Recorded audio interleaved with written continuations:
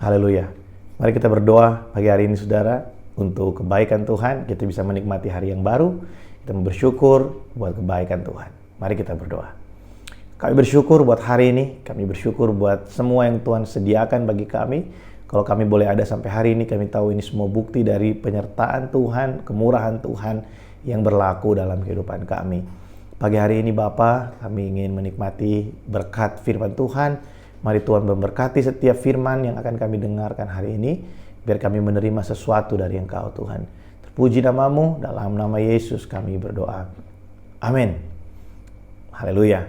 Saudara, kemarin kita sudah belajar dari Lukas pasal yang ke-19, ayat 12 dan ayat yang ke-13 ya. Secara khusus ayat yang ke-13 kita telah belajar tentang mina dan tentang berdagang. Kemarin kita belajar bahwa kita menerima kasih karunia yang sama. Ya, setiap orang menerima kasih karunia yang sama. Tidak ada yang lebih dari yang lain. Setiap kita menerima bagian yang sama.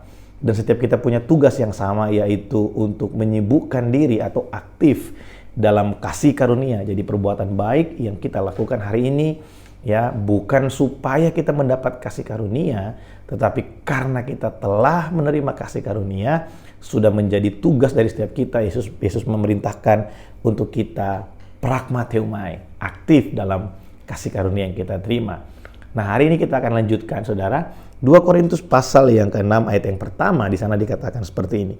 Ini perkataan Paulus untuk orang-orang yang ada di Korintus, jemaat yang ada di Korintus. Dia berkata begini, sebagai teman-teman sekerja, kami menasihatkan kamu supaya kamu jangan membuat menjadi sia-sia kasih karunia Allah yang telah kamu terima.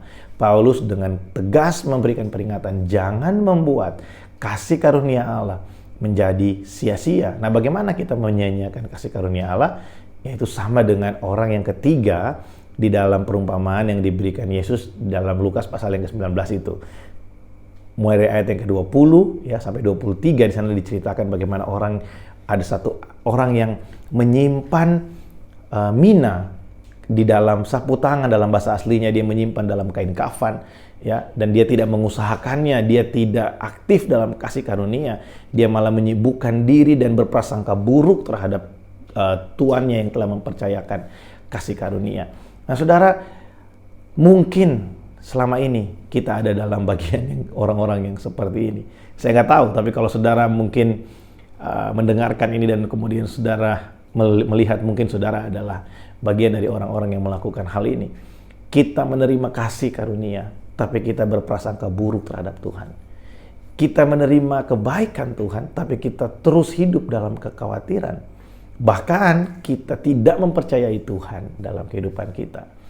Saudara, ada perbedaan yang sangat jauh, yang sangat tebal antara keraguan-raguan dan ketidakpercayaan. Ketidakpercayaan itu berbicara tentang sikap hati, berasal di hati ketidakpercayaan itu. Tidak percaya itu beda dengan ragu. Ragu ya, itu berbicara tentang sesuatu yang kita tahu, kita percaya, tapi kita tidak benar-benar percaya, mungkin karena hal itu buat kita terlalu besar, hal itu buat kita terlalu dahsyat, sehingga kita ragu. Saudara, ragu itu beda dengan tidak percaya. Ketidakpercayaan itu jawabannya satu, solusinya cuma satu, bertobat. Kalau kita tidak percaya Tuhan, kita harus bertobat hari ini. Tapi kalau kita ragu, yang perlu kita lakukan adalah baca Alkitab saudara, baca firman Tuhan. Karena iman timbul dari pendengaran akan firman Allah. Iman timbul dari setiap perkataan Tuhan yang kita dengarkan. Tapi ketidakpercayaan saudara, kekerasan hati, itu jalan keluarnya adalah pertobatan. Nah, kadang kita suka miss antara dua ini. Orang yang menyimpan mina di dalam kain kafan tadi, ya, orang ketiga itu, dia ada dalam situasi yang tidak percaya. Dia tidak mempercayai Tuhan yang telah mempercayakan kepada dia sesuatu, kasih karunia. Dan yang perlu dia lakukan adalah bertobat. Nah, saudara, kalau hari ini kita rajin beribadah, mungkin kita beragama Kristen, tapi mari kita cek apakah kita aktif dalam kasih karunia atau kita menyia-nyiakan kasih karunia. Kasih karunia yang Tuhan berikan buat kita bukan untuk kita sembunyikan. Dan jangan punya pemikiran yang salah tentang Tuhan. Tuhan memberikan sesuatu buat kita. Tuhan juga memberikan kita kemampuan, memperlengkapi kita, supaya kita bisa melakukan kehendak-Nya. Saudara, saya kasih ilustrasi seperti seorang bapak.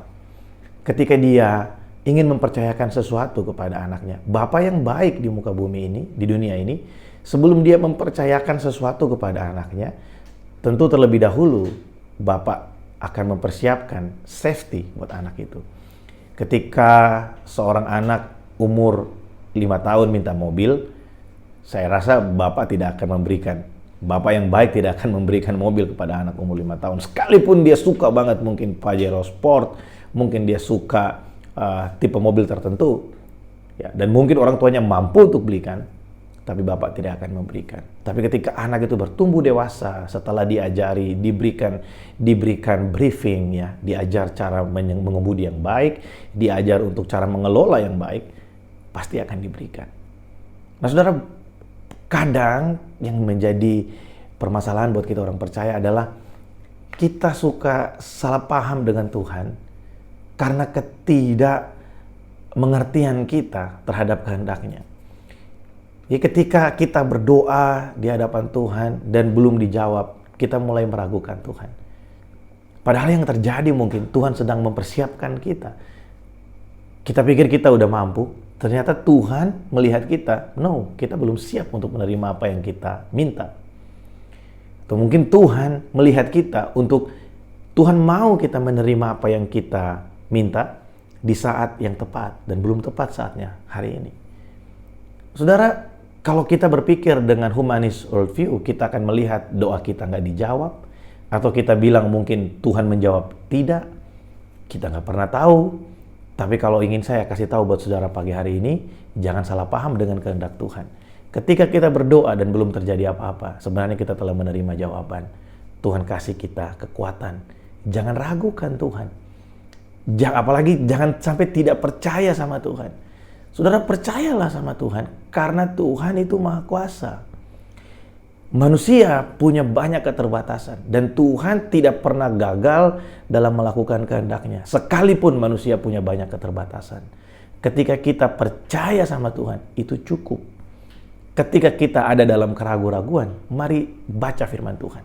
Karena iman timbul dari pendengaran, dan pendengaran akan firman Tuhan. Jangan simpan kasih karunia itu di dalam kain kafan. Jangan buat kasih karunia itu menjadi sesuatu yang mati. Karena kasih karunia itu hidup dalam kehidupan kita, dan kita harus hidup di dalam kasih karunia. Jangan menyangka bahwa Tuhan kasih kita kasih karunia dan Tuhan biarkan kita begitu aja. Tidak, saudara. Kalau Tuhan percayakan kepada kita sesuatu yang berharga, saudara tahu, kasih karunia itu sangat mahal harganya. Itu berharga seharga Yesus Kristus yang mati di kayu salib bagi saya dan saudara. Itu pengorbanan yang paling besar yang pernah ada di bumi. Itu sangat mahal harganya. Saking mahalnya kita nggak bisa beli, sehingga Tuhan kasih kita secara cuma-cuma. Tapi ketika Tuhan berikan itu, jangan sampai itu menjadi sesuatu yang sia-sia dalam kehidupan kita. Mari pergunakan kasih karunia itu. Karena Tuhan tidak hanya memberikan kita kasih karunia tanpa memperlengkapi. Tuhan kasih kita banyak tools. Tuhan kasih kita firman-Nya untuk kita bisa mengerti dan belajar. Tuhan kasih kita Roh Kudus-Nya. Ada pribadi Allah dalam hidup kita. Sehingga kita bisa mengerjakan semua yang Tuhan inginkan kita lakukan di tengah-tengah dunia ini. Saudara, mari kita sadari hal ini. Jangan menyimpan kasih karunia di dalam kain kafan, tapi mari kita aktif di dalam kasih karunia. Jangan membuat kasih karunia menjadi sia-sia. Amin, saudara. Saya mendorong saudara hari ini, mungkin saudara bekerja ya di kantor, saudara mungkin ibu rumah tangga ya, saudara mungkin anak-anak youth ya, KGC yang mendengarkan hari-hari ini. Saudara, mari jangan stop sampai di kita menerima kasih karunia. Jangan simpan kasih karunia. Mari pakai kasih karunia itu. Teman-teman KGC, anak-anak muda yang mendengarkan, yang menyaksikan saat teduh pada pagi hari ini ya. Teman-teman, mari jangan simpan kasih karunia kita. Ketika teman-teman menerima Yesus sebagai Tuhan dan Juru Selamat, ada satu potensi dalam hidupmu yang sangat bisa untuk Tuhan pakai. Ketika kita mau melakukan kehendak-Nya. Apa kehendak-Nya? Baca Alkitabmu. Lihat apa yang ingin Tuhan, apa yang Tuhan mau kita kerjakan di tengah-tengah dunia, di tengah-tengah lingkungan kita. Ya, Tuhan mau pakai anak-anak muda hari ini untuk jadi berkat buat generasi ini, untuk memenangkan generasi ini. Mari sama-sama kita berdoa. Tuhan, terima kasih buat pagi hari ini. Hamba-Mu berdoa buat setiap kami, Tuhan. Biar kami tidak membuat kasih karunia menjadi sesuatu yang seolah-olah mati, Tuhan. Kami tidak menyimpan kasih karunia di dalam kain kafan, tapi kami mempergunakan kasih karunia untuk kami melaksanakan kehendak Allah dalam kehidupan kami. Roh Kudus, tolong kami supaya kami bisa mengerti bahwa Engkau punya rencana yang besar dalam kehidupan setiap kami. Terima kasih Tuhan, datanglah kerajaan-Mu buat kami, dan jadilah kehendak-Mu dalam hidup kami seperti di sorga. Berkati umat-Mu hari ini. Kami tahu penyertaan-Mu yang membuat kami berhasil, Tuhan. Di dalam nama Yesus kami berdoa. Amin. Saudara tetap semangat, tetap mengandalkan Tuhan. Besok kita akan mulai masuk dalam akhir pekan, ya. Mari kita sama-sama mempersiapkan diri. Hari Minggu nanti kita akan dilayani oleh hamba Tuhan yang luar biasa. Mari kita mulai mempersiapkan diri kita dari hari ini untuk kita bisa menerima berkat firman Tuhan yang luar biasa di hari Minggu. Masih mengenai developing atau mengembangkan, mengelola kehidupan kita yang sudah dimenangkan, yang menerima kasih karunia. Tuhan Yesus memberkati.